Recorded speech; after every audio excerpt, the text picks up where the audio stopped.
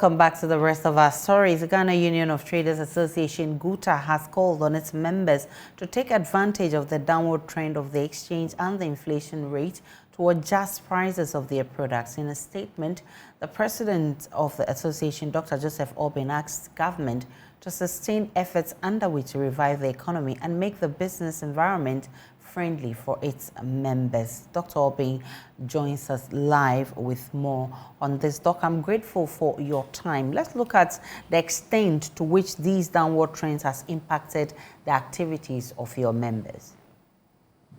Yeah, thank you very much.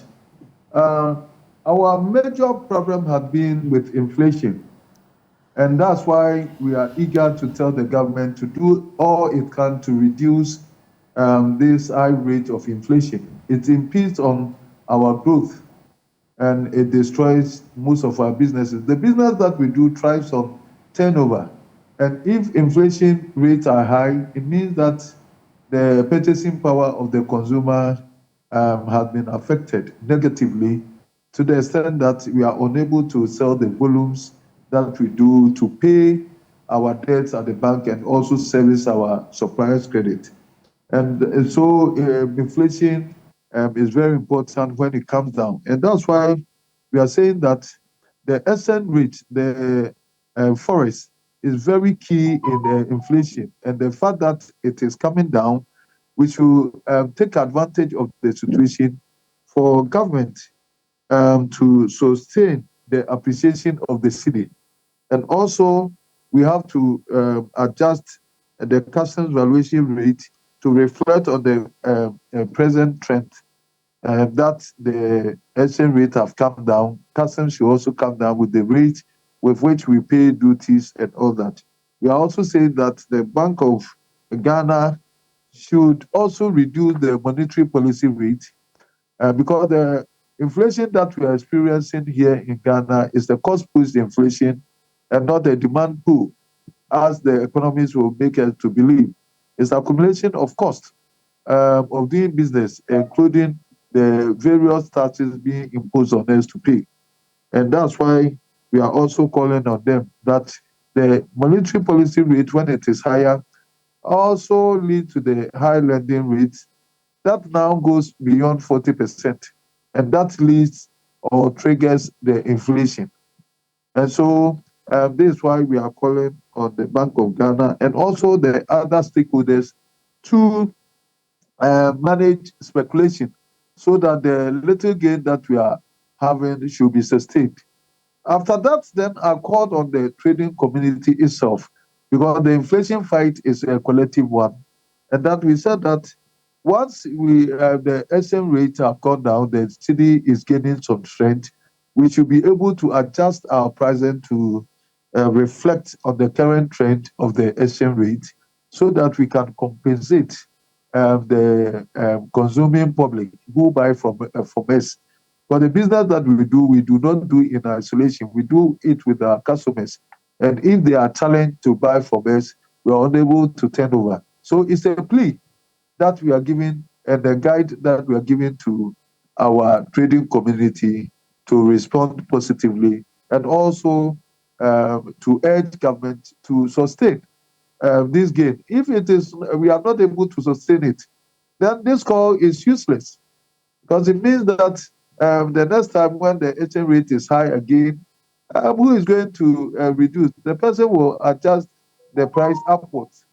And then the consuming public or the citizens that are suffering and the economy and that's the call that we made. Doc, what could be accounting for the downward trend for which you want government to sustain? In your view? Yeah. That's why I'm saying that whatever effort that government have done, I cannot pretend to be an economist. What I know is that the currency is coming down, and that whatever effort, if it is an effort of government that is triggering the downward trend, it should be sustained. Okay. My only problem is that it should be sustained, and that because normally when the SM rate goes up, we say that mismanagement of government has led to the rise.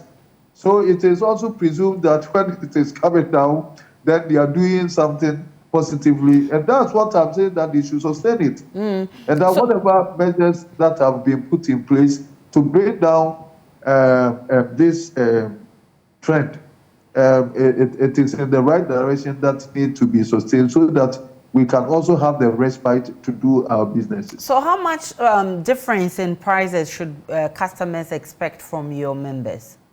Oh, no. You see, we cannot impose prices on anybody. We are not in price control regime.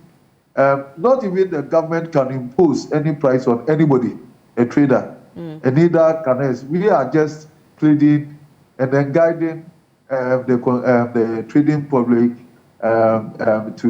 to adjust to the present trends so that we can also mitigate the plight of the consuming public. And mostly they heed to our calls. And so let's take it at that, but to give figures. And then, you know, our major challenge has always been that the importing community can easily adjust these prices. But the retailers are challenged. But the retailer has bought from the importer at a certain time, and then when the price was high. So unless he sells all the goods, that's where normally people, when they subject us to critique, they say that we say that and we do not reduce and all that. But reality is that when the person has bought it at a higher price, he cannot sell and lose his money. Do you have a monetary mechanism to ensure that all your members are adhering to this call? No, I've told you we are not in a price control regime, and nobody has the right to go on. Yes, not to give them prices per se, but to monitor if they're actually listening to your advice. Oh no, because we have various sectors and we trade among ourselves, and even we are in competition with ourselves. So these things happen naturally. When the exchange rate goes down, people reduce their prices. The only challenge is with the retailers, but there too you cannot go and monitor anybody's pricing. We do not even have the right, and so we are just appealing to the conscience of our members to do what will help us eventually. That when the inflation comes down, it helps us, and that we do not have to punish the consuming public for us to still suffer the inflation. That's all that we are doing. I'm grateful for your time, Dr. Joseph Obeng. He's the president of GUTA.